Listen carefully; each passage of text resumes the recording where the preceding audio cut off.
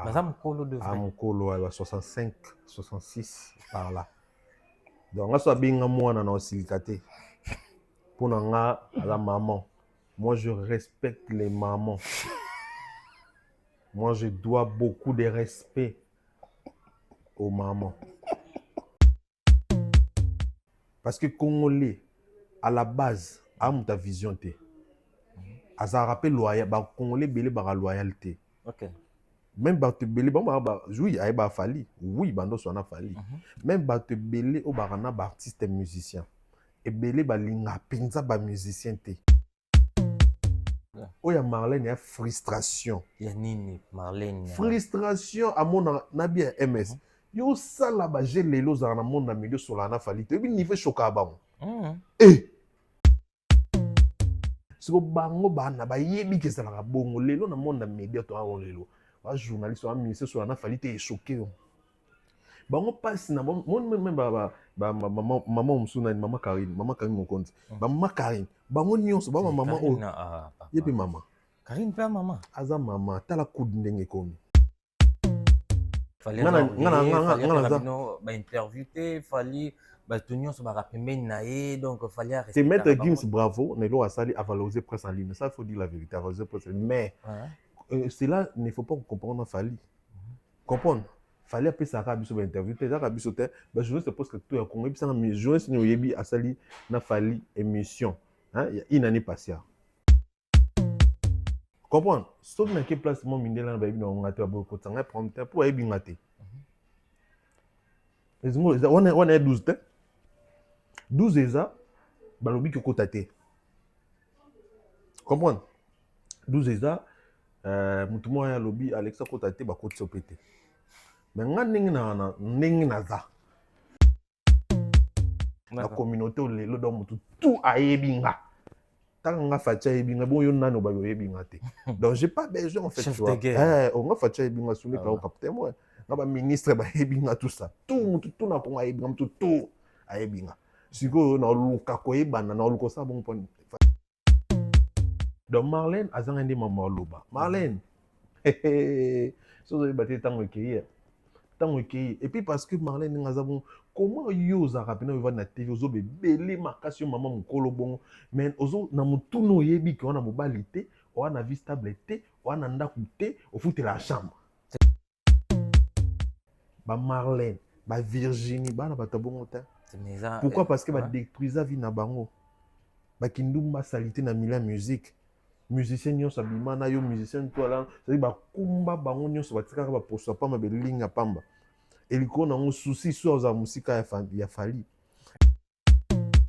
aza orgueil par exemple oh ba traité fait d'orgueil après ça biso interview ya yo nini eza biso biso ba kolonzo to sepela na biso na ngo makas biso tellement biso te biso mona biso normal parce que yo zo choqué au point bon sepeli beaucoup tena Maître Gims ça valoriser nous mais ça va c'est bon mais qu'on quitte Maître Gims ma Marlène a sepeli sibino ma Marlène Maître Gims a honoré bino bokangi ba photo siko pourquoi bolingi so Fali a honoré bino tant qu'il fallait l'équipe batutu botanga tembe c'est parlons moi qu'il fallait les batutu Kofi à Nzambe a Fali donc elle a vraiment abimsi vraiment une rage Fali Kofi azam Nzamba Fali pas Marlène pour Marlène pe afiba masoka Kofi c'est mais masoka Kofi batutu basi netu ba fiba moi bon Marlène a moi ça oui Marlène a fiba masoka Kofi ndenge ba Sandra Lina ba fiba masoka Kofi ndenge basi pour basi tout t'es sérieux oh, mais frère mais écoute-moi frère c'est de la vérité frère c'est de la vérité je m'en bats frère soki Kofi aza Nzambe ya Fali pona Marlène Marlène engolo bateki soki yo fibaki masoka Kofi ndeko moni Nzambe batutu non Kofi aza Nzambe ya Fali te aza Nzambe ya Marlène pour so mutamo fi biso masoko na ye tata mbongo fi no masoko c'est aza Nzambe na bino ezaka poza mukolo to ezaka po banda liboso base nango bolobango sur base de quoi parce que surtout que na terme ba réalisation fallait ba réalisation au lekai ba rêve nyonso ya Kofi eza ba réalité ya Fali parce que une interview à Sali Gims vraiment na Gims azo dégager un peu rage mokie envers Fally, Gims traité Kofi, place à Tché, c'est pas un problème, mais Koloba de Burna Boy, je ne sais pas moi quoi. Donc à côté Kofi Nakilelo, pour naye Nakilelo, Kofi a l'équipe de musiciens en Afrique aussi longtemps que tu as vu que Fally a zappé musicien, artiste et musicien africain. Gims, pas si naïe, souci naïe. Il est dérangé du jour au lendemain. Ils ont ascension Fally. Ils ont position Fally comment occuper en France. Ça lui dérange. Ça lui fait mal. Andy Marate. Pour moi, Gims, je peux amener la bangi, je peux amener la bangi, na éviter. Pour dire Gims, c'est la bangi. Vous comprenez? Ce qu'ils ont dit à Mbato, na éviter. Même en ou à l'obi na Kofi, même en ou à l'obi na Fally. Abosa na abosa, ni makambo alors. Abosa na Abidjan. Après, comme il a bangi na e, tant que tu as journée, c'est un ou recrutant, mais il répondre réponse wana. Mais nous, ça ne nous dérange pas parce que c'est la parole d'évangile. Après, tu as une optique qui est opinion na e. Kofi Asala a foutambon pour ça la featuring na Davido. Bon, belé 100 000 €. Et puis 100 000 €. Davido ça na Kofi clip. Talandenga salarié. Pour montrer niveau nini. Ayebi. Donc Kofi qui na vers Davido ça. Davido ah oui. Kofi qui na ko luka parce qu'on a bien Davido ou tayebi Davido ayebi Kofi te. Donc ça dit que Maître Gims a un mytho, c'est un mythomane. C'est un mythomane à Kossi. Il a menti. Vous comprenez? Un mytho. Et là, il est choqué, Gims, c'est ça que la France n'a pas oui, avant les cas, il tout. Comprendre? Il fallait normalement tout le monde habiller la France pour les cas. Mais c'est comme mon taouti qui ça. Aïe, la France à l'équipe. Tu vois là où ça choque. Et je suis à niveau mon corps, ça la blague. D'accord. Il y a un moment où tu vas parler la défense à 5 parler la défense à 10 €. Billet 10 €. Jaloux, le roi papa là-bas, on va vivre. Jaloux. A juste jalousie, on a. Ayo beta parler la défense, mais piaka. Dans la configuration, il y a 20 000 places. Sony, Salié. Tant on suit tout ça album, oh, ça n'était bêta moi, mouké, né à profiter au bêta score et en bon, à tiens, billet, 10 €. Les billets les plus moins chers à Gims, 10 €, hein, frère. Gims, d'abord, Fally, c'est un artiste international. Gims, c'est un artiste local. Quand en France, en Belgique. Quand en France, en Bango, Awa, traiter à Fally, légende Kéyé. Tout le monde a une flamme. Fallait avoir trophée à légende, avoir trophée tant que légende, et tant qu'une légende. Ma paix sans Gims, mais ça organisation ils allaient en France. Très bien. Vous comprenez? Quand en France, fallait avoir artiste le plus sollicité dans les musiciens nions sur la France, ou bimana ou déjà bima. Plus que Gims. Tout bimisi ba mo siko. Les gars. Liwa. On a n'est-ce que kamula ke matoi. Et bon, pourquoi à la Côte d'Ivoire, à concert à Fally? Oh, quand ça a mon démonstration de force, il faut que Gims soit là. Fallait ça la bombe, son moment où on va pas soit une bombe, tu vois. Joe, c'est mystérieux. Ton mémé, oui, ton mémé. Ton mémé a dit ça. Et si on a pas y ban, et si on a peine à connaître fois, à peine à connaître fois, est-ce qu'on a peine à connaître fois? Ton mémé a dit ça. Abete la biso, double stade de France et stade de Martyr. Et ça a plein, il fallait ça en France. Pour comparaison. Et puis, comme biso dans la Paris la défense, moi, centre culturel au Fatchao Tongo, to arrêt dans la Fatchao Tongo dans stade. Soit Sili, abete en paix. Pour nanga. Et puis, on a expliqué sur la question sur vous comprenez? Pour au fallait ça lelo, hormis Zambia pour naïmo. Ah bon? Il y a pour naïmo ko Fally explicité biso non. Ouais, ça pour naïmo. Pourquoi na bi ça pour naïmo? Parce que aban mam tout ozo ça la lelo, il y a lelo abana ko organiser yango Fally abana déjà koloba oyo ozala lelo. Dans la planifier. C'est des bateaux tout baya ba travailler na bazala sous direction na Na vision na. na vision na ye mutu donc bazwaka intelligent ende toye na société Coca-Cola pour Coca-Cola eza déjà Coca-Cola batio community manager ou sur batio directeur marketing o travailler ndenge ba norme Coca-Cola Structure ezalaka na ndenge structure ko donc mukolo Coca-Cola na linga Coca-Cola ezala Coca-Cola ndenge eza lelo donc Fally c'est une star ou un musicien hors commun. Très bien. Un musicien hors série. C'est-à-dire un musicien congolais. Et lorsque comme un artiste local à faire, vous ne pouvez pas il y a comme mesurer on a comme Fally même si ça n'est mort. Ce qui n'est pas pareil avec Ferré. Ferré c'est que à tes kinde billets à tes selon nos informations il a vendu 270 billets. Vous comprenez? Mais information vraie parce que nous avons sur la d'ailleurs écoute même na contrat faire na mabo na pour na boyo balation sur pour na éthique et professionnel. Vous avez un contrat? Oui, yo tele ba direct na sala était expliquer moi tout. Moto bato balobela rafere. OK. Bazolo ba ke Fally makio na Fally amela ki producteur bon. Les gens qui sont mal informés à l'occurrence net il y a promo. À l'objet que Fally maquillonniste et Fally amela ki producteur mbongo yango wana. Omoni ko soutenir Fally est tellement bien parce que soit bololo au comme moi maele. Soit maele au comme sous maele makas. Pourquoi? Parce que ça la mankambu ya solo. Et batu oyo ba travailler na ba lobela affaire et tout ba musicien mususu. Bah excusez-moi pour na terme mais c'est la vérité. Bah comment babololé babourik de plus en plus. Pourquoi? Parce que Ferré a fonctionné trop dans l'okuta. Très bien. Parce que Ferré a côté ça batuneke beaucoup ça quand même pour kangana yeto to kana to kindakana nenge yalinga bon na ninga ba rivalité. Pour le monde dans tout le bas sur la émission ça la kala vérité sur pour la Fally na kala vérité. So la vérité à loba kala pour na Fally moi que ce gars ce monsieur c'est papa musicien qui tweni oh aza musicien qui tweni oyebi nan tout pour moi ay musicien qui met aza musicien emba tete kazugula gutala tete tala tete toto pour moi bina na loketo na la mona abina na so tete Solingo, tala kaka Alain Mabakou, écrivain, mais Lelo a comment recommander ba faute orthographe. Qui croyait?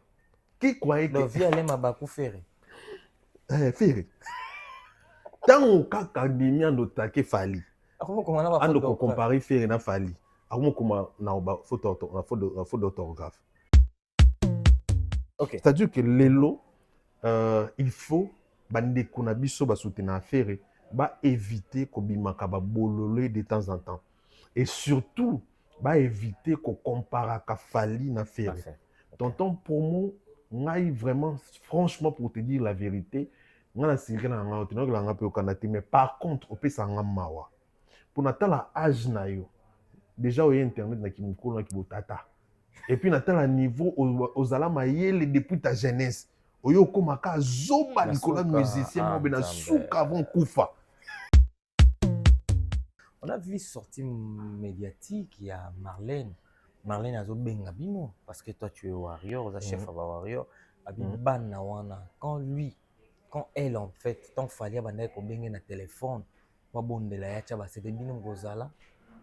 Bano boye lelo Marlène, elle a été un peu trop arrogante envers Fally. Que penses-tu? Certains moments de la vie méritent d'être inoubliables. Mariage, anniversaire, baptême, baby shower ou encore un dernier hommage plein de dignité et d'émotion. MS Event transforme vos rêves en réalité et vos souvenirs en chefs-d'œuvre. Un mariage féerique? Nos wedding planners prennent tout en charge, de la décoration à l'organisation, pour que vous viviez pleinement le plus beau jour de votre vie. Des souvenirs immortalisés? Nos photographes et vidéastes capturent chaque instant sous tous les angles, même du ciel, grâce à des prises de vue spectaculaires au drone. Un événement unique qui marque les esprits Nos MC de talent, Vanna Malila la Barbikinoise et MS, animent votre cérémonie avec élégance et énergie. Envie d'une ambiance survoltée? Nos DJ et animateurs enflamment la piste avec une sélection musicale sur mesure. Un festin digne de l'occasion, nos traiteurs proposent des menus raffinés, adaptés à vos envies et à votre culture. Une décoration somptueuse? Fleurs, mise en scène, art de la table, chaque détail est pensé pour sublimer votre événement. Besoin d'une mise en beauté parfaite? Styliste, maquillage, coiffure, nos experts vous subliment pour briller sous les projecteurs. Ou encore un gâteau qui impressionne? Nos pâtissiers réalisent des pièces montées et créations sur mesure pour éblouir vos invités. MS Event est à vos côtés pour organiser vos événements de A à Z, en France, en Belgique, en République démocratique du Congo. Votre événement? Notre excellence. Contactez-nous dès aujourd'hui pour une expérience unique. MS Event, votre partenaire événementiel préféré. Bonjour, bonsoir fidèles internautes, c'est votre émission Carré Parfait avec votre humble serviteur, le E, le M, le S. Carré Parfait, émission socio-culturelle, Pesagabino, information, et sûr, Bozolanda Biso na MS Prod TV, chaîne YouTube, Peso qualité, il y a image, il y a propre, il y a son, il y a vous, abonnez-vous massivement sur notre chaîne YouTube, MS Prod TV. Pour commencer cette émission, déjà, saluter dans tout Bozolanda Biso de partout, joyeux Noël. Bonne année Nabino, derrière la cam, l'international, le maestro, Guinochko, mesdames et demoiselles et messieurs, dans un chef de guerre, il y a Bima Pamba Pambate. Dans ce qui y a Bimi, c'est la dernière cartouche Bimi pour et Salamusa Nango. Il s'appelle Alex Wetu, que j'ai saluté. J'ai déjà bonjour, bonsoir, joyeux Noël. MS, joyeux Noël, bonne année parce que tu le dis à Noël. Danger, bonne Donc, année. nous avons besoin de tout le monde est à Noël. Donc, si nous avons besoin de ça, merci pour l'opportunité. Donc, il y a aussi cette émission. Et puis, je dis un grand merci à tout le monde Là, je vois directement mon grand frère, mon vieux, mon Kouloutou, il y a mon bien, Kouloutou, mon bien, Simon Design. En tout cas, Simon Design, Kouloutou. Merci pour tout. Un grand merci à Sa Majesté Liki Sinkiri, leader des Grands Bandundu. Sa Majesté Liki Sinkiri, leader des Grands Bandundu. Salut tes maîtres, un grand merci pour tout. Je n'oublierai jamais maman Nanga Basutenanga, qui ne tombera jamais. Là, je vois directement maman Mimi Itunime, maman. Des fois, donc Itunime, maman, salut tes mamans. Salut tes mamans Diane Malika, la Gabonaise Moukousé, en direct des Côte d'Ivoire. Aminata Makoma, je te salue aussi et je salue tes maman Diane Malika, actuellement à Kalani Aigle na Côte d'Ivoire, à Abidjan. Donc, salut tes mères.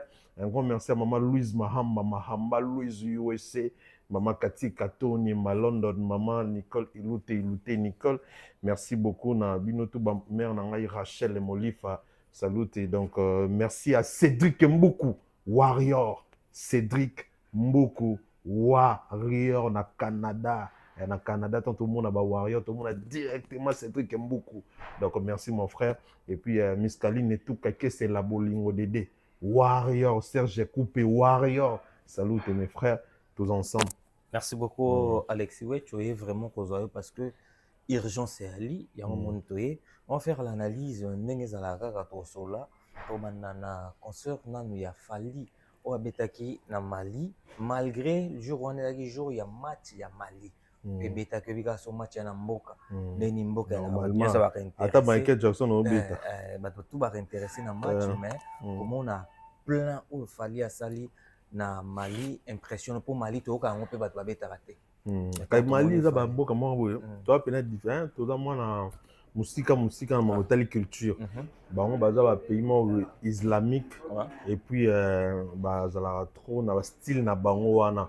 Donc ça dit que ceux qui musent bien que c'est un pays francophone, mais ceux qui artistes comme a réussi que ça va plein de fallait au salawana. c'est-à-dire que musicien wana aza mpena musicien aza vrai international ndenge moko wana Chris Brown ndenge moko wana Beyoncé ndenge moko wana grand star tout ya baaméricain po américain bakipana bango place asala succès te moni baaméricain partout bakenda basala plein parce que musique nango triompha partout et na Afrique mpe tona bamusicien neti ya bongo neti bafali baa bongo aigle ya bongo et sa musique est tellement fort et puissant que ekota ntina bahorizon oyo vraiment bato mosusu bakokaka kokota te parce que c'est aussi difficile et ces jours-là ce que j'ai aimé, c'est que la dynamité de l'artiste, aussi son côté professionnel. On a mon on a fallait à Zaboli Mbisanga na lobeloko. En tout cas, il y a pour nanga. Et puis n'a pas expliquer sur ma question sur on comprend. Pour au fallait à Zalelo, hormis Nzambe ya pour na emo. Ah bon? Il y a pour na yemo ko fali ouais. Expliciter bison non. Ouais, ça pour na yemo. Pourquoi na bi ça pour na yemo? Parce que aban mam tout ozo sala lelo, il y a lelo. Abana ko organiser yango abana ko sala depuis 2006 avant Madina avant 2006 avant Madina bazala avant Manon bazala avant Manon baya avant Madina baya fali abana déjà koloba oyo ozala lelo dans la planifier c'est dire que bato tout baya ba travailler na bazala sous direction na ye na vision na ye mutu do bazwaka intelligent ende to na société Coca-Cola pour Coca-Cola za Coca-Cola bacho community manager ou sur le directeur marketing au travail ndenge ba norme Coca-Cola za ndenge structure ko donc mukolo Coca-Cola na linga Coca-Cola za la Coca-Cola ndenge za lelo donc fali aza produit oyo ye moko linga za la bon ndenge ko po on sera lelo ayebisa on déjà bato depuis ça et tous ces gens oyo azo ya maye la recruter pembe na ye to ba proche ne ko ba vient nga ba kili Charleston ba tamaye la bongo ba soule kauka ba tamaye ba directeur dit ba dia taba voilà on comprend ba fait la merveille donc batouana ba zo intelligence na bango ba tie na kati mais na vision na ya aigle ningi artiste alingi azala vous comprendre parce que les temps tali fali na Mali otali ningi bat boye mbalingala otali ningi ba omitunobi bato nyonso o net Madina par exemple to Manon so China pas faire so tu pas faire malgré maïli na malgré savoir faire ni comme ça faire le ko la falité comprends le bato ba bossa na o te ba o fali les entourage ka entourage té les entourage ka yi mo fali qui vous dit que faire en abattoir en entourage abattoir maïli te pembeni bazat mais mususu vision ezo ya artiste na maïli na bango et ça la ki bala na tesa ki et ça garder ki musika te comprendre donc Manon ba Madina baza bato ba maïli baza ba mi en plus na bango no wana na ba pona bato entourage wana ba mona mingi Manon wana Madina ba directeur di ba dia tabaza ba keli Charleston ba pesa ba ide ba Suleiman Kauka baza na basala basola ozo comprendre ba faire gagner la merveille la fefe ozo comprendre baza wana basala rapidement mais biso ce qu'on a image ba kansaka bon pour on a sala ba dibanga na warrior na chef de guerre na mukonza ba warrior tant na sala ba débat na bato comprendre ba débat na moni fali kutu era pona te fali on en répond bato tout ba bon fali aza oyo aza lelo poye moko fali alinga azala bongo comprendre na soki bazate azaka fali oui azaka fali bon combien de bato o fali carbone na bango avant atika na ba directeur et di badiata comprendre beaucoup combien de bateaux fallait carbone on va tikana ba fait la merveille bateau totanya ba vina so ba kili Charleston pour bateau azana ba on bazali bateau belé est-ce que changer fallait zo mataka parce que fallait za oyo fallait za Coca-Cola notre loi parce que ça Coca-Cola aza oyo aza pona ye moko dans tous ces gens au bazar na même ba biso tout au moment tout tu ça défense les réimago et ça ira bien et recadrer mon belé mais impacta carrière il a fallu penzate ozala falité car aza sur le plan professionnel beti biso ko rôle na biso et pesant ma casse côté communautaire comprendre bien que le long na comme un peu international na ma fan ba gabonais et ba malien na ba fan partout yo pokota ngati na ba sénégal na ba fan pour na yayat Alexis Wage donc après concert il y a Fali na Mali avant na nukutu fallait que beta na Mali tout monde débat moko ya makasi o salamaki parce que faire azaki na concert mo na Gabon bandaki yango pona manque avant des billets et Fali azaki pe na ba concert azaki na concert na Côte d'Ivoire comment comparer parce que Fali pe ba annonçaki moi report mais ba bazio honnête annulation certaines personnes ba c'est tout ngao ba sepeli na harceler Cédric Mboukou vraiment na ngayebi J'étais harcelé à un niveau. Ok. Obande kolo bebele. Ok. Papa yaka ko expliquer biso répond ya Abidjan. Mhm. Po ezane ni somo likambo eza koto ba ko takika ngana ko. Po ni sala ga. You chef de guerre. Donc il a nga charge. Vous comprenez? Ouais. En fait, naibse batou. Fally c'est une star ou un musicien hors commun. Très bien. Un musicien hors série. C'est-à-dire un musicien congolais. Et lorsque comme un artiste local local affaire, vous ne pouvez pas il y a comme mesurer on a comme Fally. Même si ça n'est pas parce que dans terme à caché dans terme à enjeu ils a déjà n'est pas pour faire un local il fallait un international. Pour faire un grand na Congo il fallait un grand na monde. Vous comprenez?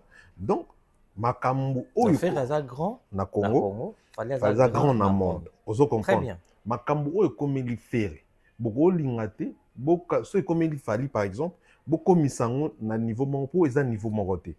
Ceux comme il bina filé beaucoup quand on a faire beaucoup c'est quand bina filé c'est quand faire pour banila ya faire. Vous comprenez?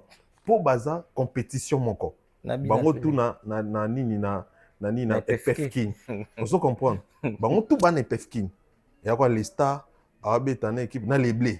Oui barat les bleus. Les stars na les bleus. Ok. Faire les stars par exemple bien filer les bleus tout mundibu nini équipe na biso ya banda nini Pharmagro. Vous comprenez? Ça dit que baza ba catégorie moko wana ça se comprend parce que ba championnat moko. Mais si ko so qui Barça reporter match na Real abi que non et beta mano fait tout pour hiver Malil makas ba tchona ba juin. Si ko bino na championnat Kinshasa, na championnat Porto. Qu'est-ce qu'il y a à voir? Ok. Il y a rien à voir. Omoni parce que bango baza mindele so ba lui bongo e kosala mabongo. Fallait être professionnel là quoi championnat mo ya Porto so asali boye e kosala mabongo. O biso be pefki na ne quand même so inani zo betate. Déjà ezo ibana pete ta championnat to zonga kala minute ku fak down. Ozo comprendre comment championnat ku faki. E to zonga kala minute. So ba faire ba ya mission Congo baza ba ta championnat Congo. Donc ça c'est-à-dire que beaucoup qui ko sepelate boza ndingi mo yona lobaki yango prévané maloba na nganga pona ka sur na Fally. D'accord. Je sais combien il est professionnel.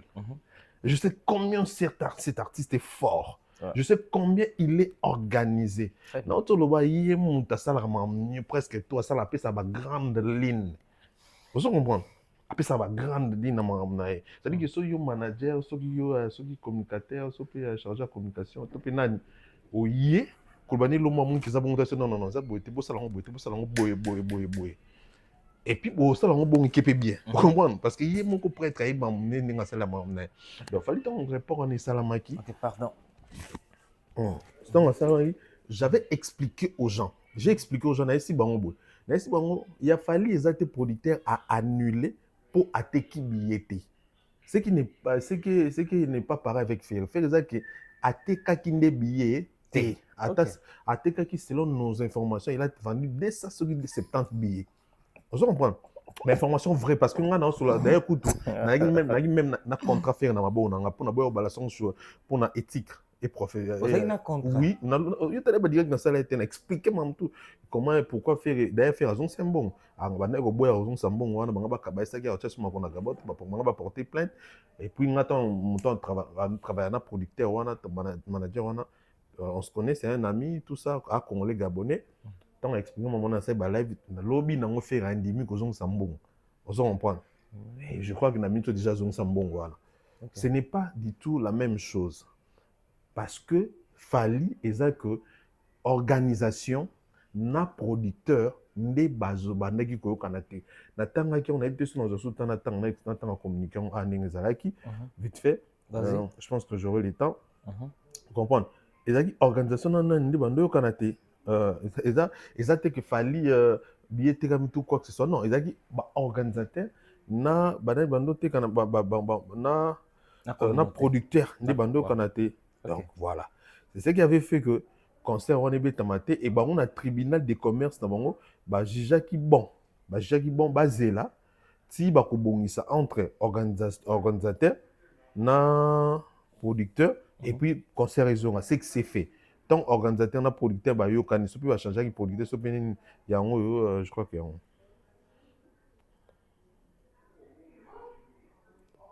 Pardon. Excusez-moi. Vas-y, Pardon. vas-y.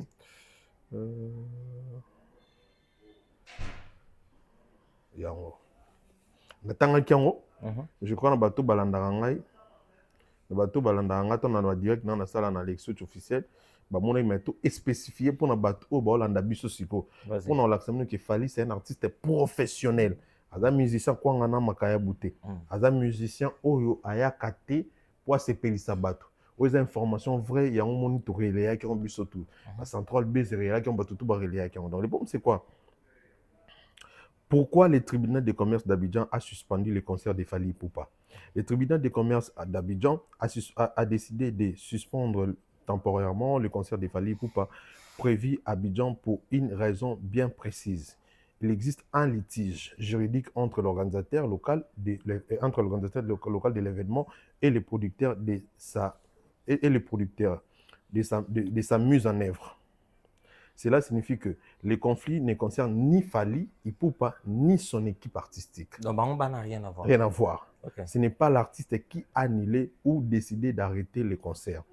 Le tribunal a pris cette décision parce que des désaccords contractuels entre l'organisateur et les producteurs restent non résolus, notamment concernant leur obligation, leur engagement ou l'exécution de certaines clauses liées à l'événement. Tant que ces deux parties ne trouvent pas un accord ou ne présentent pas une solution juridique acceptable, les concerts restent suspendus et c'est même si Fally Ipupa était prêt à se produire. Donc même Fally était prêt à se produire, événement, parce que le tribunal de paix, tribunal de commerce plutôt. En d'autres termes, pour les Congolais moins intelligents, pour comprendre que Fally tribunal de paix, il y a Côte d'Ivoire, bango nde mutu, suspendant qui parce que il y avait des mésententes entre organisateurs et producteurs. Tant que baza professionnel. Fally mon d'ailleurs kutu. Bango nde les qui Fally tambongo parce que Fally a pris ses produits. Bango ton bongisi ki selinde lisusu Fally mbongo. Pour aya parce que va participer à date. Parce que va participer à date. Vous comprenez donc Fally dans situation a bénéficié na on fois 10. Voilà la raison pour laquelle on a beaucoup qui compare maman Fally dans le ministère local au faire par exemple moto bato balobela rafere. OK. Bazolo ba ke Fally makiona Fally amela ke producteur mbongo. Les gens qui sont mal informés à l'occurrence net il y a promo à l'objet que Fally makioniste Fally amelaki producteur mbongo yango wana ba tenga siko problème na ngai komani omoni ko soutenir Fally eza tellement bien parce que soa bololo o koma moi maele soa maele o komi su maele makasi. Pourquoi? Parce que ça la makambo ya solo et makambo ça nous pousse d'aller ko ça ba recherche ko approfondir encore savoir na biso pour toyeba Fally ça on boy là on est en dit pour prendre snap tout ça va tu approfondir ça moi connaissance sur par rapport mon bébé c'est à cause de lui parce que tu as vu ça la blason ça vous comprendre et batu oyo ba travailler ba lobela affaire et tout ba musicien mususu ba excusez-moi pour na terme mais c'est la vérité ba comment ba bololé ba bourrique de plus en plus. Pourquoi? Parce que Ferré a fonctionné trop dans l'okuta.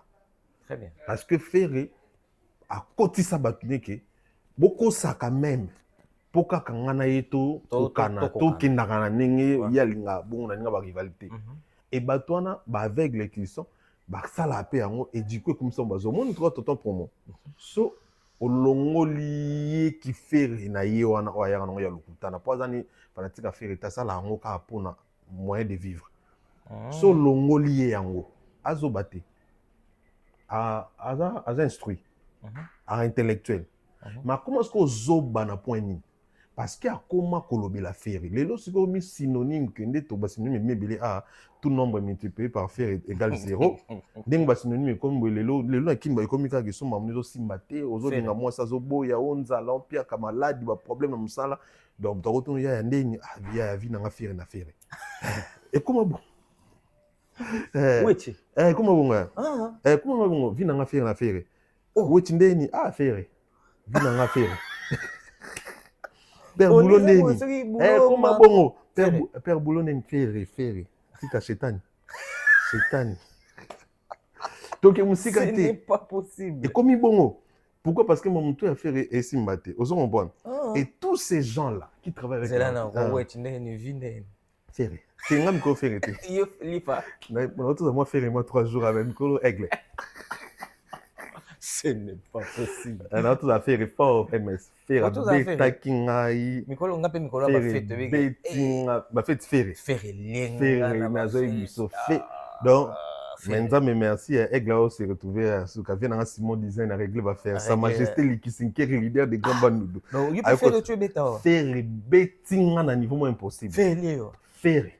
Ah vinanga. Nzambe sunga ngai. Ngati na ba fin de l'année na mona Ferré. Sambela. Ah Ferré la ndote Ferré kangote. Faut ma Ferré. Ozo comprendre. Faut ma Ferré. D'accord. Et bah tonton promo siko ba travailler na mutabongo. Du coup bah comment automatiquement bazoba. D'accord. Pour tonton promo ne na tolba so la ni ba émission ça la kala ba vérité sur pour alba pour na fali na kala vérité. So ba vérité aloba kala pour na fali moi que ce gars ce monsieur c'est papa musicien qui ntweni oh aza musicien qui ntweni oyebi. Non. Tout pour moi. Ah musicien qui met aza musicien emba Tete Kazugula, Gutala Tete. Ah, Tala Tete. Toto pour moi bina. Na loketo na na mona. Ah bina, na so Tete. Que si mon ministère qui twini. Ozo comprendre. Donc, bina ça qui twini. Tonton promo, papa promo, Rodolphe. Rodolphe a commis zoba makasi bon poani parce que azo soutenir siko Ferré parce que les comment bon soutenir faut ma zoba ta goté c'est petit nan goté c'est un petit que je connais depuis politique goté oui c'est un petit qui quand même a instruit à maïele ton nom na politique ton nom ni maïele tango kaka komi kolobela Ferré et qui a décidé dans le balokuta ando kosila makambo ando finga fali ando compara Ferré na fali zoba na comme maman zoba. Vous comprenez? Et ça bon ils automatique, des comme automatique. OK. Soling, tala kaka Alain Mabakou. Écrivain. Mais lelo a comment recommander ba faute orthographe. Qui croyait? Qui croyait que vie Alain Mabakou Ferré. Ferré. Tant kaka demi ndo take fali.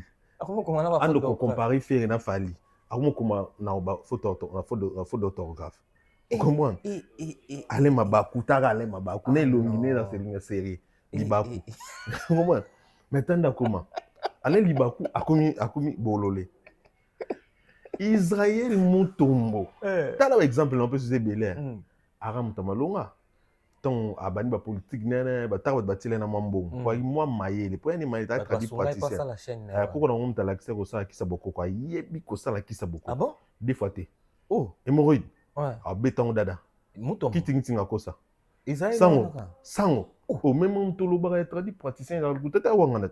Ayebi mélange banzete. Ah génie. So mon Congo imbré na bengi. Aza makasi. Ah ça il a ngapinda ba. Oh, mais lelo go référé. Tanda kuma subololi. Par exemple, Eza Ebele. Akanga mitina koloba François aloba ngo moi bien beau. Ozomona. Pour référer. Donc ba preuve Ebele là ça qui toko ça te. Moi français ndo tanga moi bien na kala wana. Pour ça là puis moi formation avec étude, il y a science il y a une science infirmière. Je crois là infirmier blo moi bon, infirmier laboratoire. Ah ouais, boulot deuxième boulot na oreilles qui laboratoire. Ya ta la bon sou bana ba diarrhée bani. Pour on ba aïe bota la diarrhée. Il y a d'autres sumbi diarrhée maï aïe ba bien que ça ba staris. Vous comprenez? Ce n'est pas possible. Alexis. Comme néanmoins là. Ba vrai comme néanmoins on a maîtrise moi c'est pour ça ba coco, on a gota la bannière ba blo bon.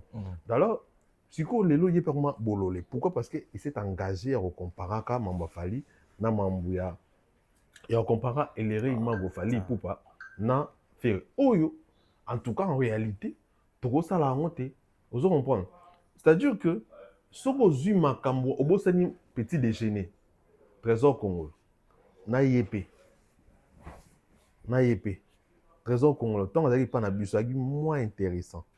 Tant que vous avez qui a venu dans l'Enzamba Bengani, na profiter un peu ça va pour na présenter ma condoléance dans na couloir dans Alain Zambé, grand frère, tous ensemble.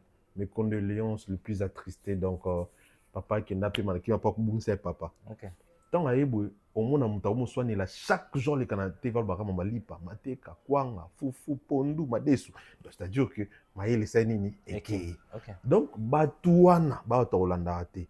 Et voilà les lots, fallait ba concert sénini. Et zongi, abeti na Mali, avec beta na Abidjan. Des concerts. Si vous battez au bac, beaucoup de moments, bah ni les concerts fallait ba comparer bon wa beta. Wow. Bon beta wapi. La fin de l'année, on fait un programme. C'est un frère que j'aime bien. C'est vraiment un frère. Vous comprenez? C'est vraiment un frère. Bobeti, MS, Mitia producteur. Il y a Congo un beau comme sous. Na Mitia sur Beta Ferré, Olinga. Est-ce que Olinga? Ferré. T'es loin, tu vas vérité na bateau, bota la biso na ndako. Bah, biso que Zoa Ferré, Beti Saï. Ce qui a fait l'été. Yambon, est-ce que Olinga? Non, jamais. Olinga te, parce que oyebi consciemment que ni to ba faire na faire. Vous comprenez? Donc azana bato ba oyati album a succès zate nzembo zate mo muto na succès te. Musique et c'est un succès. Musique et c'est un temps obeta bato ba yoka bato ba ozana ba monter. Siko bato ba oyande. Ça dit que bana programme te bana place obeta te soki ba obeta peut-être même chose ananda comme mutu. Ndako masa ni moko boy, ndako ndeko ni moko boy. Que concert penande fallait que obeta na ba salle la minene kuna na ba nini boy. To moni nani soki obeta. Ndenge bato musu obeta na kongo pe ka fali muta obeta et puis na héritier na ko beta beta. Faire moi beta ezate. Faire moi beta ezate pour nani ya ko bengise. Na nzembo nini. Na album nini. Et puis télé la ebsenga depuis kala orchestre ngaka bo ba beta ka ba concert. Depuis ton télé la zala kuna. C'est-à-dire que lelo il faut bande kuna biso ba soutenir affaire ba éviter ko bimaka ba bololé de temps en temps. Et surtout, bah éviter qu'on compare à Kafali na Ferré. Tonton, pour moi, on vraiment, franchement, pour te dire la vérité, on a mais par contre, on peut s'en mawa. Pour natala âge na yo, déjà au internet na kimiko na kibotata. Et puis natala niveau aux alama yele depuis ta jeunesse. Oyo komaka zoba Nicolas musicien mo bena souka avant kufa. Donc, toto alors comme zoba na souka kanga avant kufa. Donc toute ta jeunesse aux ala intellectuels. Au komi zoba kaka na souka, tu me fais de la peine à niveau mon corps maté. Asala nga mawa. Yo mona mamtolo ba ngai par contre ça nga mawa, pepe ça nga po soseka. Parce que je me dis vieux oyo comment est-ce que et pourquoi alingaka bongo. Pourquoi accepter la humiliation? Il y a un niveau, pourquoi il a accepté ça? Je me pose toujours des questions à savoir. D'accord. De savoir. Okay. Mais bon, Nzamba Sunga Kadon. Voilà, quand c'est Rafale Zongi, elle est à Robeta na Abidjan, aux la somme. Donc, Wanambo Kanae. Non, c'est disait déjà. Wanambo Kanae. Et puis, tant que c'est un concert en Bamon, bah, ça date, c'est un ok. T'as le niveau, t'as la puissance artiste. Le concert est suspendu et Zongi, papa, sold out. Ok. Alexis, on va parler Bamakamozo Rénine. On a vu sortie médiatique, il y a Marlène. Marlène a Bengabino, parce que toi tu es warrior, tu es chef à warrior. Quand elle en fait, tant fallait qu'on bengue na téléphone, c'était Bino Gozala. Marlène, elle a été un peu trop arrogante envers Fali. Que penses-tu? Ah, la raison bien, moi, on n'a pas un robot. Marlène, hein? Ah, maman, Mkolo, Makasi, mon ami, ah bon? 60, c'est là, Marlène, pas 65. Oui, ah, Mkolo, Makasi. Elle est une autre à la forme anémique. Zamaline Bissanga. Ma bête, non, bah, Oyaza, le mot. Mais ça faute. C'est la vérité, en fait. Il y a un moment, on a marqué moi, Mouki. Madame Mkolo de vrai. Ah, Mkolo, 65, 66, par là. Donc, on a bien moi dans nos silicatés. Pour la maman. Moi, je respecte les mamans. Moi, je dois beaucoup de respect aux mamans. Ce n'est pas possible. J'aime pas qu'on frustre ma maman. Il y a des mamans. Maman, il y a maman. Il y a maman, il y a Mkolo Makasi.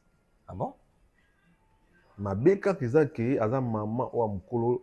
Il y a poto. Moi, maman poto, il y a micro, so mon maman 60 ans poto, mon moi c'est qui tôt ko kasi net ba 40 ans. Au monde, to ba 30 ans. Les ba maman Mimi Bazalara. Quand tu la vois, tu trouves cette maman, elle est tellement belle, elle est jolie, elle est voilà. Maman Louise Mahamba, so mon état la maman qui tôt ko peut ça ba 35 ans. Oh. Parce que mon thé maman là, moi puis à moi maman poto pena solo, ma mère ça poto nous maman Marie-Claire Impala. Sotali maman Marie-Claire Impala. Ah.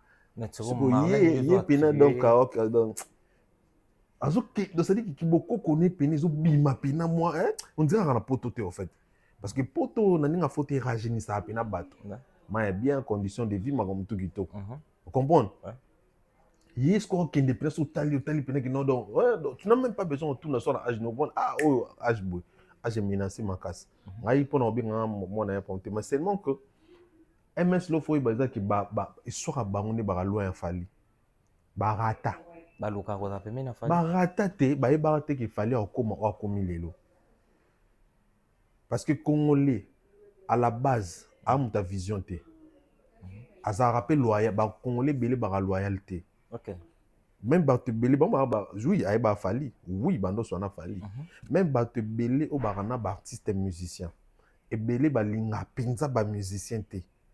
Parce que d'abord, ça, la maman, ça pour intérêt na bango qui n'intérêt ba musicien. Ndenge ya on a pas musicien ba comprendre le connaît bien ba musicien ba ingrat parce que c'est que so le on a succès te au kima. Et ba bana oyo ba maman na biso o ba Marlène, ba maman oyo ba ndima te que fallait oza fali lelo. Vous comprenez? Ba ça na fali, ba no so na fali tout ça mais ba te que fallait oza lelo. Et fallait comment oyo za lelo et bango ba longwa pour na manque d'intégrité, manque de loyauté, na motema mabe na bango. À cette époque, nous bazala utiliser na ba musicien mususu, né comme ça on frustré bongo. Oya Marlène ya frustration. Ya nini Marlène? Frustration à mon na bien MS. Yo sala ba gelelo za na mon na milieu sur la na fali. Tu bi niveau choka bango. Eh. Ni na sur la na faire na profiter bo lobela ngelo rotin. Rien, ça tu t'en fous. Bazana bango, fallait englober bango donc bana fallait 150 000 fois bango. Je m'en fous, j'en ai rien à foutre, frère. Bien que j'ai eu un moment où Solana n'avait pas motando sur la tout ça.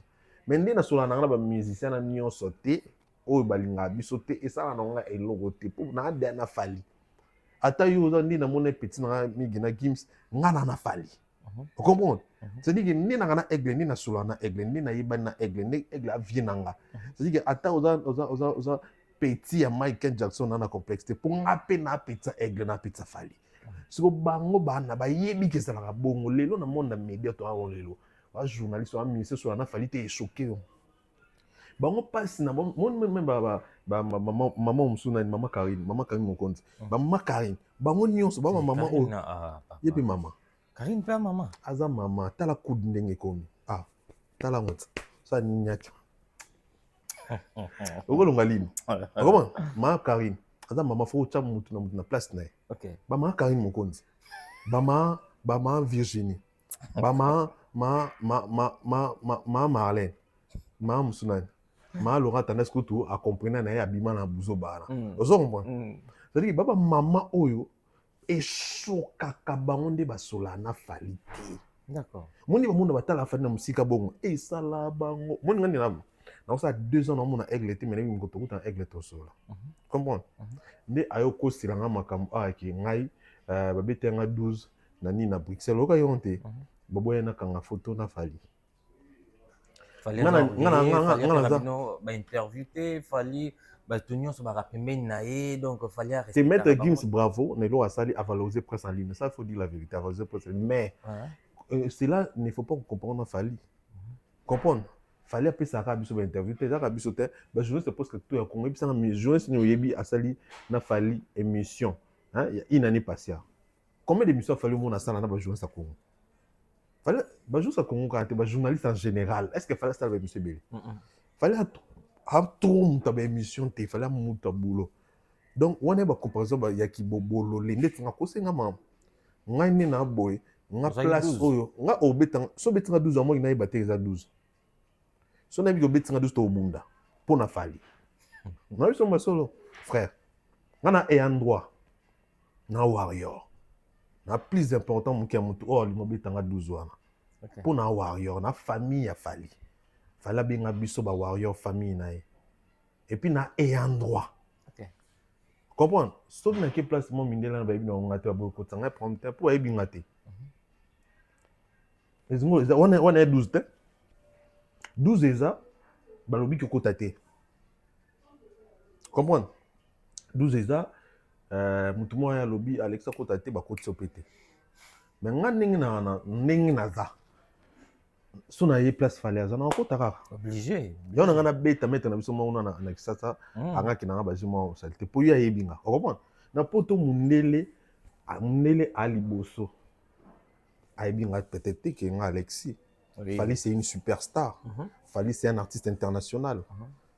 Et ce n'est par exemple pour nga na yana kota tina futa mbongo to pina na biye na ngaki. Na biye kota na mona falite. Mais mutu muso roya wa futa biye que après fa mona fali. Mundi la tala biya tadi biya ya sa biya akota. Nga izake elong na ngandi passeport. C'est ni na télévision na monde que vient nga mo ba bimia to directeur ba dia tabimia na tali awoza Alexa akota. Comprendre?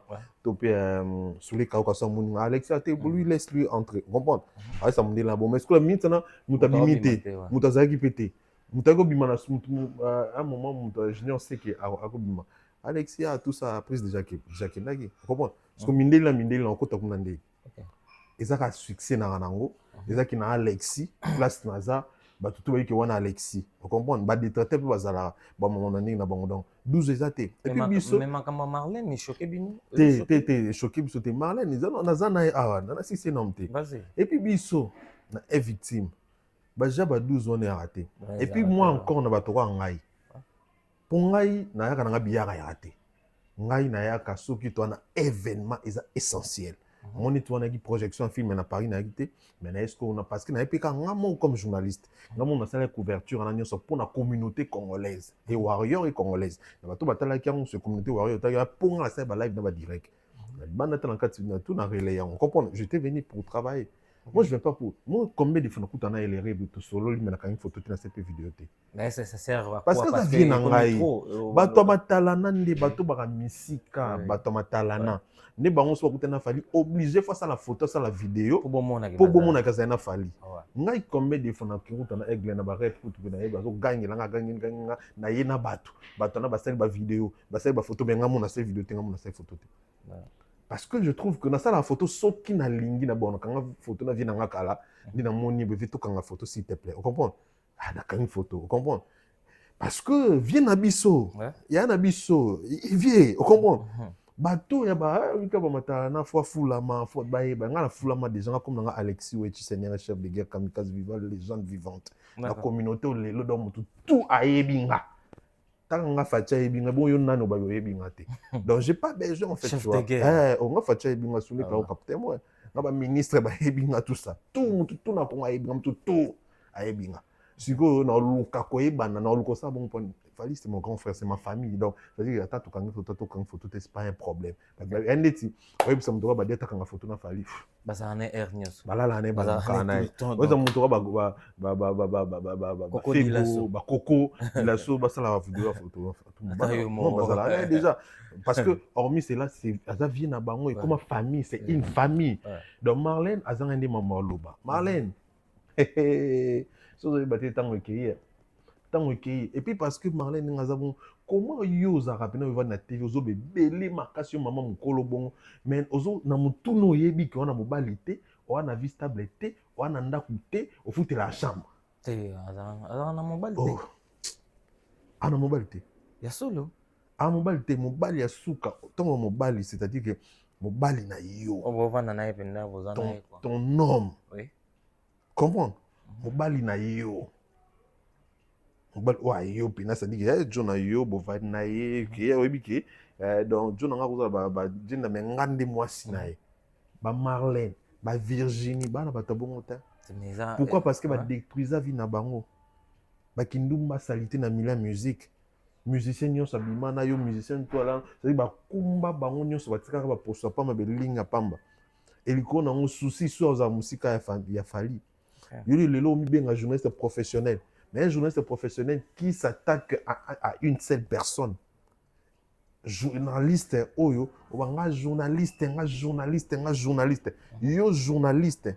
mais on va dans la TV bolibosa micro on s'attaque à na muntu moko biso ko sape monsieur Botosisto est-ce que ça s'attaquer par exemple na misemo tout le ba vérité vous comprenez aza orgueil par exemple ba traiter fait d'orgueil après ça biso interview ya yoni eza biso biso ba kolonzo to sepela na biso na makasi biso tellement biso te biso mona biso normal parce que yo zo choqué au point bon sepeli beaucoup tena maître Gims ça fallait oser non mais ça va c'est bon mais qu'on quitte maître Gims ma Marlène a sepeli sibino ma Marlène maître Gims a honoré bino bokangi ba photo siko pourquoi bolingi sou fali a honoré bino tant qu'il fallait l'équipe batutu botanga tembe c'est parlons moi qu'il fallait les batutu parce que pour na ba maître Gims ça n'est kokati kokiti bon mon il faut fali faut ka faliper vous comprenez biso bato to lobela elere ba journaliste ba chroniqueur ba profali netinga na profali na ndima on au milieu du village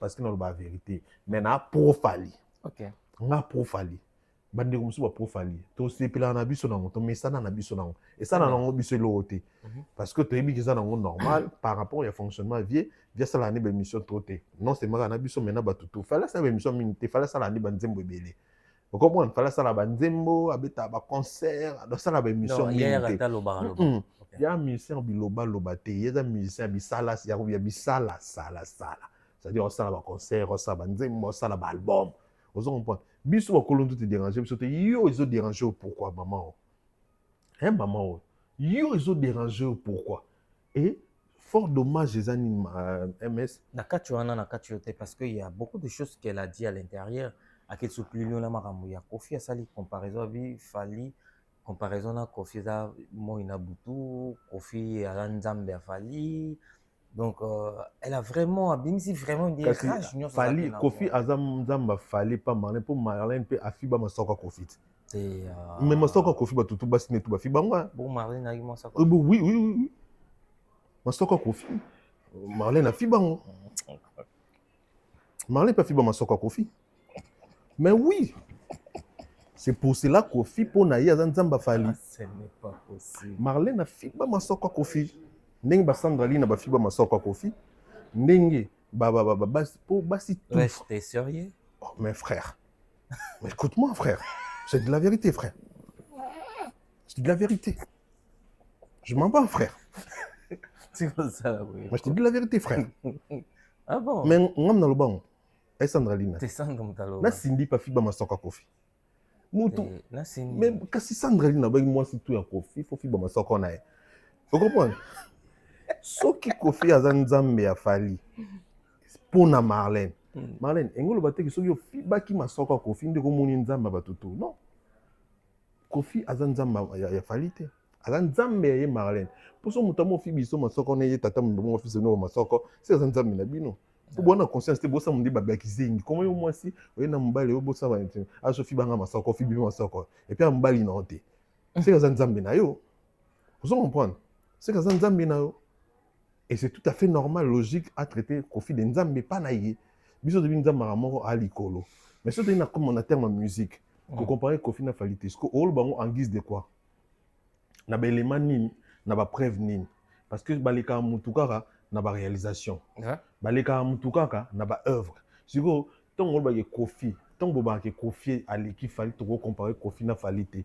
Ezaka poza mukolo tous les rapports banda liboso base nango bolbango sur base de quoi parce que surtout que na terme de réalisation fallait réalisation au décaille ba rêve nion sur Kofi et ça ba réalité à fali fallait Kofi a rêvé ko beta parler la défense fallait beti parler la défense Kofi a rêvé un jour à beta stade de France fallait beti stade de France mais tout ce que Kofi a fait fallait faire ça Kofi a beta concerne les États-Unis sur ma disons fallait bêta concerne les États-Unis na Apollo fallait bêta Bercy en plus na format ya munene ko le wa Kofi ba bêta a bêta zinta bêta on le bêta tout fallait lelo ana ba nombre de stades en Afrique ba concert ko le ka Kofi fallait lelo aza na ba trophée belé ko le ka Kofi fallait azo ba double disque d'or certifié fallait azo ba disque de platine nyonso o Kofi sala fallait sali mais nyonso o fallait azo sala Kofi sali en monté. C'est-à-dire que surtout qu'il y a un terme de comparaison.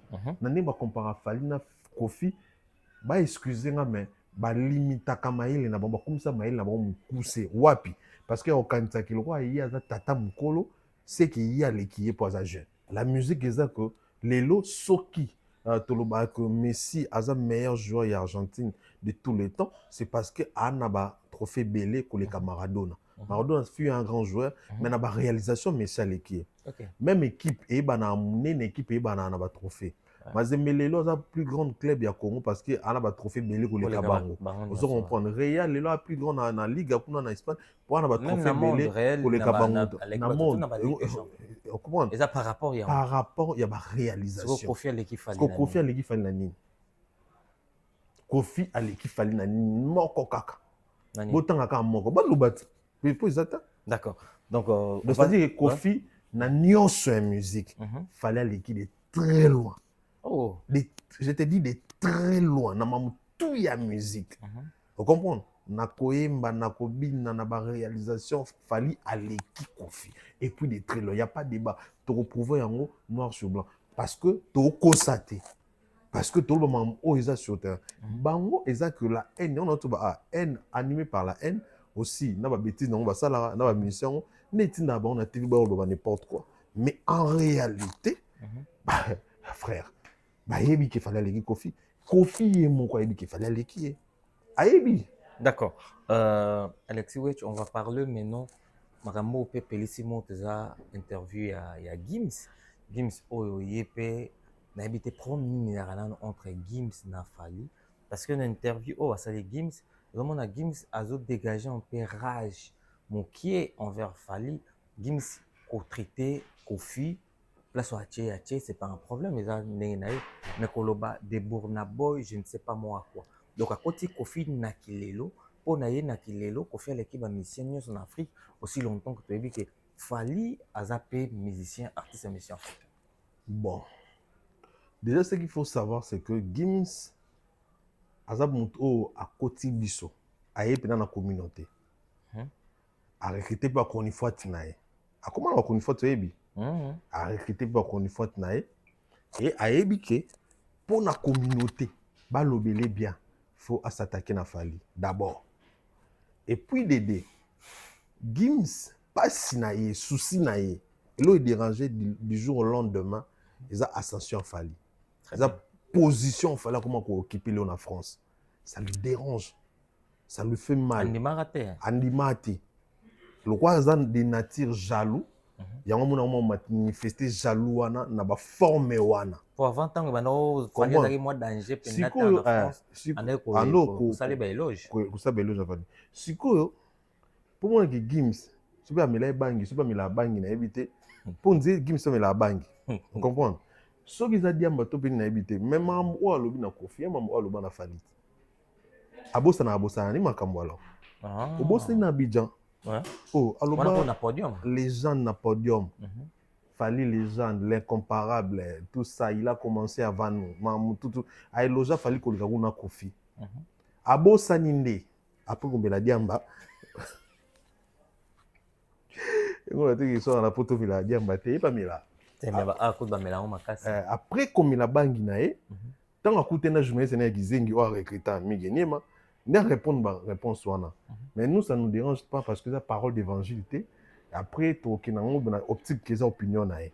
Mais seulement que étant que un artiste professionnel de batara bango qui est professionnel à grand ligne batata entre guillemets faut ayeba côté loko na loko na place nango. Il y a ma besoin que à koseli Kofi makambo. Siko ya mabe liso eza ke Kofi pa ndimi mambo ba koseli. Ba liso za grand Afrique mo ndimi alors que ebi ko za grand te. Ba Youssou ba sala ma mo ko leka yo. Oyi ke Fally Alekinga, oyi ke Youssou Alekinga, oyi ke Watebele ba lekinga. Au CP aux yeux on s'est opposé. Pourquoi? Parce que oyi ke tout ça pour choquer batou, o ba choquer ba warrior, choquer batou. Mais ça mo tema ma vete pourtant otanga de Burna Boy. To cheko to Fally to longoli Fally to. Burna Boy ebi Gims, ebi Kofi ta. Ebi Kofi ta sala makambo kolega Kofi banda le otilobi. Burna Boy ebi Kofi te. Wizkid pas ebi Kofi te. David pas ebi na été ba il est que mbongo. Tala na au niveau na pour voir comment Davido a puni Kofi. Kofi a sala a futa mbongo. Pour ça la featuring na Davido. Bon belé 100 000 euros. Et puis 100 000 euros. Davido ça na Kofi clip. Tala ndenga sala ye. Pour ayebi pour montrer niveau nini ayebi ete donc Kofi akenda vers Davido ça Davido ah oui Kofi akenda koluka ce qu'on a bien Davido kuta yebi Davido ayebi Kofi te Davido ayebi Fally oui preuve année Davido aloba ke alobaki ke ye na Fally ba osaka nzembo te mais faut basala album something good something better vous comprenez aloba ba osala album abi to osala nzembo te c'est trop moké par rapport ya niveau ya Fally na ndenge na lingi la Fally en tout cas je préférerais que tout ça l'album peut-être ba occupation Fally ne sa ki ba sa album te Wizkid oye nani Gandhi alobi Wizkid aza fanatique admirateur ya Fally basa kuna nzembo na collaboration sont toyebi yango Yakuza vous comprenez bébé ni maestro Burna Boy à tout moment eloja Fally atkala jamais autant akomba Kofi na monoko na donc ça dit que Maître Gims aza mytho c'est un mythomane à Kossi il a menti vous comprenez amito frère et je pense que non constaté ça un mytho il a menti sur toutes les lignes. Pourquoi? Parce que ana posa ki batcha eka, ana posa kota guerre, ana posa communauté tikala. Ana besoin kota na communauté papa. Muta recruter ba journaliste ba koni fota Saint-Denis. Bato nyos ba linga Fally ata recruter bango parce que yes ko Gims mito ana posa asala ka Gims ko adversité na ina Fally. Ana posa la samo kilki ya adversaire Fally. Po ça là bien et fou là y trop molobele ndé to lobo. Bisol boso tano lobela Gims. Jamais. Toujours le bara pour s'attaquer na Fally. Pour comment on a ça net qu'on s'attaquer na Fally. C'est Gims, c'est l'eau Gims a ça en France a fallu qu'on ça. Gims a jaloux non tout à l'heure, c'est un jaloux de Fally. Et on a habité. Et puis ayebi lelo ke elo est choqué Gims c'est ça que na France na bango oui avant les cas bango tout. Comprendre, il fallait normalement tout moi bima na France pas leke. Mais ce qu'on monta outi qui ça aïe na France à l'équier. Tu vois là où ça choque. Et zo soyez na niveau mon corps ça la blague té. D'accord. Il y a un moment où tu vas parler la défense à 5 parler la défense à billet 10 euros. Billet 10 euros. Bah prix billet na Fally. Abeta parler la défense en 1 mois. Quand mon nom le ban. Bah 10 euros là. Ou mais billet les plus moins cher il y a Gims force na 10 euros. Parce que Fally se battre billet 10 euros frère. C'est qu'il faut que bolon la honté. Parce qu'il fallait acheter un billet cher. Billet sous il fallait en 90 euros, 70 euros, 63 euros. Vous comprenez? Sauf qu'il fallait acheter un billet 10 euros. Moi, par la défense, on a les premiers, les 30, plein. Mais ce qui est curieux, on va devoir comprendre qu'il fallait pour pas Abeta Paris la défense arène avant Gims. Il y a un zolo batte Abeta quand c'était pour te dire quoi. Abeta avant et puis Gims ça pourquoi Gims c'est ça Gims c'est ça que azolo kasiko alaxa mokili ke yazaka ka grand na France ko le ka Fally ba tout ba obligé qu'il fallait aller qu'est-ce que Gims a mon forcé alors qu'il fallait en forcer té. OK. Vous comprenez? Avant tout qu'il est partout dans le monde quand la France n'a pas andi tout ça ce qui est Gims on a qui fera bana succès Kalate. Pourquoi Beta Paris la défense à Kalate? La plus grande salle d'Europe arana poto ayebi ya ngwa parce que za batonga on peut kala. So avec na grand pas c'est la salle à succès ba warano ba meki warano ba on a loba et pour là vous comprenez? Warano ba on a ganga Babiloko wana. Fallait abete là on parle la défense avant. Pour nani na beta en oté. Azelika Fally tant abeti yango tellement c'est un jaloux. Jaloux le roi papa la bango ma viva. Jaloux. Azu jalousie wana. Ayo landa beta parler la défense pour piaka. Dans configuration, il y a 20 000 places. Sony Salié. Tant on suit tout ça album oh il s'est n'était bêta moi muké né à profiter au bêta score en bongo à tiens billet 10 euros les billets plus moins chers à Gims 10 euros frère bah cher Gims a été billet fallait acheter billet 700 euros on a parlé de la défense à perdre fallait acheter billet 1200 euros 1500 euros on a parlé de la défense pour la bateau bah coûte à tina loge vous comprenez mais hier acheter billet bon le billet le plus cher là c'est sur 49 euros. Vous comprenez? Même Stade de France, on a fallu acheter 250 euros. 25 000 dollars.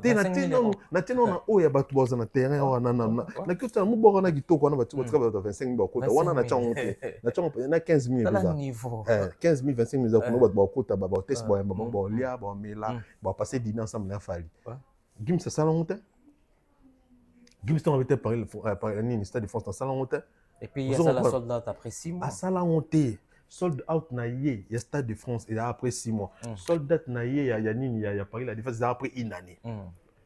Parce qu'il fallait aller. Et puis il fallait aller au Stade de France, nous balayer avec un moment. Ah, Nzambe. Oui, que tu vas on compare Gims. T'as fallu aller qui, moi il fallait aller qui Gims. Moi aussi. Moi aussi on a ça. Donc et après moi. On a mettre Gims. Tala. Oh. Comme mon toloba. Ah ouais. Mon toloba. Ah ouais. Mon autoloba. Il y a un cas défini qu'il fallait aller qui. Avant pour côté dans détail dans l'action il fallait aller qui. Côté dans détail là. Oh non, tout est pas. Ouais, vas-y. Tout sur la non dame là. Tout côté ce qu'on a détail. Gims, d'abord, Fally, c'est un artiste international. Gims, c'est un artiste local. Quand en France, en Belgique, déjà pré-vanné, a figuré parmi les 5 stars, les 5 meilleurs artistes européens. Dans la liste à 5, dans la top 5, il y a plus grand artiste européen. Gims Azate. Vous comprenez? Parce que Fally, dans la top 5, il y a Africain de numéro 1. Pour les moments. Il y a un top 5 Europe à local. Bref, tant qu'il y a une salle, tout le monde comme ça, Gimsa. Tant qu'il y a une salle à 10 000 places à Beta en Angleterre.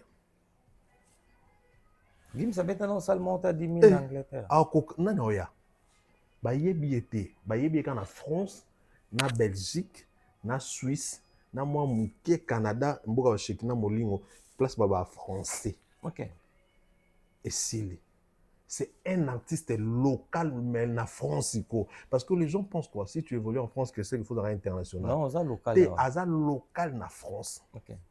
Mais tout ça, là, Alex Wedge. Terrain de confort, il y a Maître Gims. Tu as vendu dans Wana. D'abord, on a mis d'abord pour que tu banni dans Wana.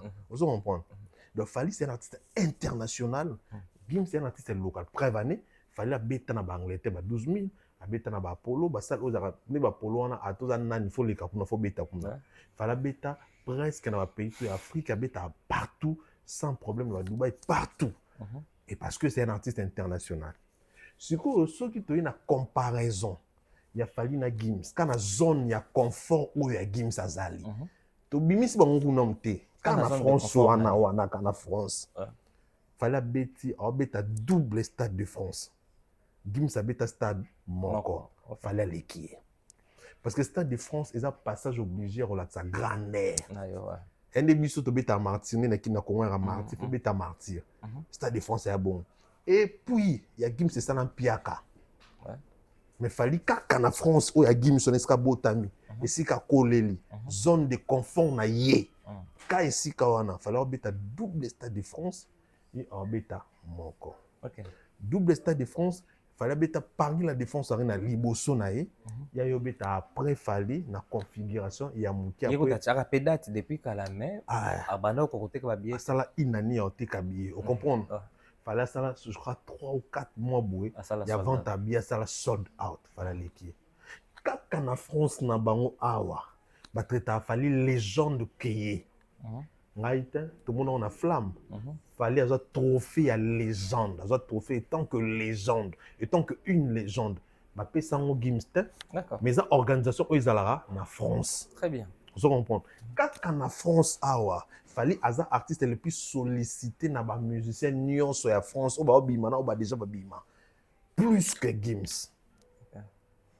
Naté banka na zone de confort il y en a Gims. Parce que surtout pour quand ça n'était Gims il fallait la zone de confort non même fallait aller qui dans zone de confort même en France fallait aller qui frère surtout bimisi bango siko les gars liwa on a n'est-ce que kamula ke matoi et bon yebi pourquoi na Côte d'Ivoire ayaka concert Fally oh quand ça mon démonstration de force bon ba Gims sona fallait ça la bombe son moment où pas na soit van bombe tu vois Joe c'est mystérieux d'abord fallait mon colo à Gims fallait bana succès liboso à Gims na tika aussi la ta qui tata mataka Gims a bani succès na sima Fally mais koya déséquilibré lenga kita mata lenga courant Congo lenga courant Congo Simba, Gims, on a sauté, mais fallait qu'à Fally. La stabilité, ça Avant, les règles. courant en France. Ok. Courant en France, il y a Champs-Élysées. Et tu as stabilité totale. Ok. Gims lenga. Déjà Gims, toi tu bimi si bango libana, il m'a coûté un mon ami na Côte d'Ivoire. À comprendre que Josadi il fallait que billet cher pour les cahiers, mais ça la sold out bosona. Billet tous les là na Côte d'Ivoire. Billet tous les là. Il a fallu à concerner pour concerner les années lengi. Il manika. Et c'est de la même manière so mimba on a Mali ndengezala. Partout en Afrique. So mimba on a Gabon ndengezala. Oui. So comme kaku tout est na pays anglophone pour que nous baye ba on était na pays anglophone. Et ça on a fallu même na Tanzanie. D'accord. Et puis Gims fallait obéir double stade de France. Habite peu de Paris la défense arène. Défi topé c'est Gims. Il est to tient na Bangola pour terre. Aya so Bangola c'est grave. A quoi d'être ébi qui a kokate. On déjà to ébi qui est to exact interro ya passe. Exercice à passe ma casse comme Bangola et Gims peut Bangola pour qu'on a fait a kokate. Wana c'est très difficile pour nous. To meme to meme to meme na kisasa. Et si kamboka e ba yebani. Et si ka apena ba konifwati. Apena konifwati na. Est-ce ka apena konifwati. To meme na kisasa. Abete la biso double stade de France. Et stade de martyr. Et ça a plein, il fallait ça en France. Pour comparaison. Et puis, comme Bissot dans la Paris la défense, moi, centre culturel au Fatchauton, to arrêt dans la Fatchauton dans le stade. Soit Sili, à Bétamopé. À ça, va plein, il fallait salir. Et puis, à tes habillés, cher, il fallait te habiller cher na poto. Soit du raison dans Congo, les Arabes, bon, ils étaient à diminuer, à Kaboulon, Bakatikat. Ce qui a coquille comme ça, là, on va tout qui n'a pas challenge, c'est alors de te comparer moi Mukina Fali. Parce que fallait l'équipe Gims Musika. Fallait l'équipe Gims. Musika. Musika. Allez rater maliki Musika. Non mon tout non le bat. Oh mon Musika. D'accord. Musika. D'accord. Gims c'est un artiste. Gims a quoi faire mais à France. Localité. D'accord. Ça faire mais à France. Donc Gims fait à France. Il y a France. Donc musicien local. Musicien local. Gims a faire mais format Paris France. D'accord. On comprend. Merci beaucoup. Namboka ba rap kuna imba pour kuna avant na kuna tout ça tout le monde moi qui n'obéit namboka ba il a qui ba cop était pour la musique né et ba cop ba il a rien. D'accord. Pour avant na kuna sympathisant kuna on comprend. Et bien voilà. Donc Fally Lelo à numéro 1 en Afrique, à numéro 1 en France. Donc Fally en Afrique numéro 1, na France numéro 1. Numéro 1. Mutokoke na zata. OK. Mutasa mamwa ya zata. OK. Ouais voilà. Merci beaucoup, Alex. Faute à temps. Mes dernières questions dans juste concernant Héritier Watanabe, intégration et à Chomi dans la team Wat. Que penses-tu? Oui, Emmaï. Oh, ça, je vois gazé. Omoni, ba musicien, baza battement, baza un grand fort en fait. Et plutôt hypocrite ma casse. Musicien baba hypocrite à niveau moins incroyable. Omoni Chomi wana ninga funga afuka milerité. Et combien de fois fuka mila Fabregas? Fuka mila Fabregas. En fait, le moment m'a bien mais comment est-ce que le moment solo comment nango et bon déjà comment nango normal ninga ko que ko ya bo flatter mutu na foule pour que le bo fingi. Chomi wana kumisa Fabregas pour le hérité kumisa na mamutu. Abana kumisa Robinho akipa Fabregas a fingi Robinho. Anoko aipa Fabregas kumisa Fabregas aipa hérité. Mon aipa hérité na a finga Fabregas. Et puis l'obus c'est simbité hérité au long lisusu. Héritier, c'est quelqu'un il a vraiment un grand cœur. Ouais. Ah, peut-être que je suis mais en gros, c'est une bonne personne. C'est une personne bien. Ouais. Et puis, pour l'intérêt à boulot, à Chomi. Pour l'héritier, tu as le rôle au bâti. Parce que l'héritier a le boulot, et so Chomi a un talent, on a Chomi pour ça le boulot. Mais tu as le bâti na Chomi. Il faut que la carrière va protéger l'image est très important. Nenga n'est pas hérité à Samsala. Au fin l'héritier Fabregas. Pour hériter on a besoin de monter. Héritier carrière est tellement bien que On a besoin de que vous finir Fabregas. On a besoin de ça là ba cri et les cas au sala qui pas Fabregas. Très bien. Et les cas au sala qui pas Robinho. Pour Chomi, ah bah genre monsieur ben poli de nature. Il est lui il est impoli, lui il est comme ça. Tu vois. Mais héritier n'a pas. On a non ba na Chomi en Chomi, héritier a mon héritier carrière n'est bien. Abete ba générique n'est simaki déjà dadi ngam ambila savoir à danger.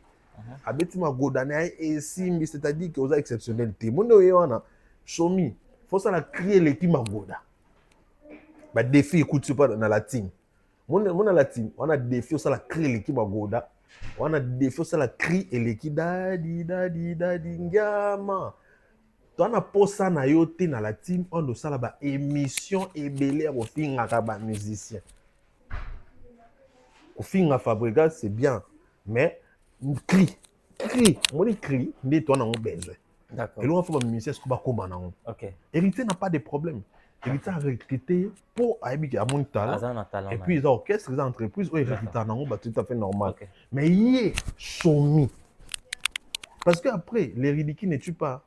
Talarara, à Finga Robinho, il a passé plus de 5 ans sur combien d'années à Finga Robinho. Mais tout le monde a foucamé par Robinho. Après, Robinho a limbissé avec qui m'a limbissé. Mais qui te dit que Robinho a limbissé pas solo? Après, bah, insultant à tout. Pour dire que bah, il faut à la loyale. Bah, il faut à intègre. Moi, MS. Na vie n'a aigle. Nous avons décidé, par exemple, dans le bas, ce moment, aigle. Peu importe ma belle, tu ne me verras jamais venir insulter qui que soit. Je dis bien, qui que soit. Ou insulter Fali. Je ne le ferai pas. Parce que je suis loyal. La loyauté fait en sorte que les biens dominent les mal. Ok. Tu vois? Si tu es loyal, on va bien y avoir et de dominer ma vie. Et bateau bara déloyal. Bateau bara loyauté. Ne bango moto bateau parce que na ba une temps ça sur bateau sous des nature ba ma bé. Voilà. Ah ma bé, il y a tout ça li bien il y a ça ma bé. OK. Ya na bateau sous penza ça on ba bien. Ba les malango aider bateau ba malango ça ma bola monter pour nature na ya. Monter manela bon. OK. Ya on na ngana bateau ba condamna bateau trop bon trop couillant ça c'est vrai aussi il faut en avoir quelqu'un faut qu'on emploie ba méthode de ya vivre na bateau parce que mon kilonga est compliqué mais seulement que il y a des gens où on est tout héritier de nature c'est une bonne personne naturellement il est bon on se reprend et les gens faut ba. Certains moments de la vie méritent d'être inoubliables. Mariage, anniversaire, baptême, baby shower ou encore un dernier hommage plein de dignité et d'émotion. MS Event transforme vos rêves en réalité et vos souvenirs en chefs-d'œuvre. Un mariage féerique? Nos wedding planners prennent tout en charge, de la décoration à l'organisation, pour que vous viviez pleinement le plus beau jour de votre vie. Des souvenirs immortalisés? Nos photographes et vidéastes capturent chaque instant sous tous les angles, même du ciel, grâce à des prises de vue spectaculaires au drone. Un événement unique qui marque les esprits, nos MC de talent, Vanna Malila la Barbikinoise et MS animent votre cérémonie avec élégance et énergie. Envie d'une ambiance survoltée? Nos DJ et animateurs enflamment la piste avec une sélection musicale sur mesure. Un festin digne de l'occasion, nos traiteurs proposent des menus raffinés, adaptés à vos envies et à votre culture. Une décoration somptueuse? Fleurs, mise en scène, art de la table, chaque détail est pensé pour sublimer votre événement. Besoin d'une mise en beauté parfaite? Styliste, maquillage, coiffure, nos experts vous subliment pour briller sous les projecteurs. Ou encore un gâteau qui impressionne? Nos pâtissiers réalisent des pièces montées et créations sur mesure pour éblouir vos invités. MS Event est à vos côtés pour organiser vos événements de A à Z. En France, en Belgique, en République démocratique du Congo. Votre événement? Notre excellence. Contactez-nous dès aujourd'hui pour une expérience unique. MS Event, votre partenaire événementiel préféré.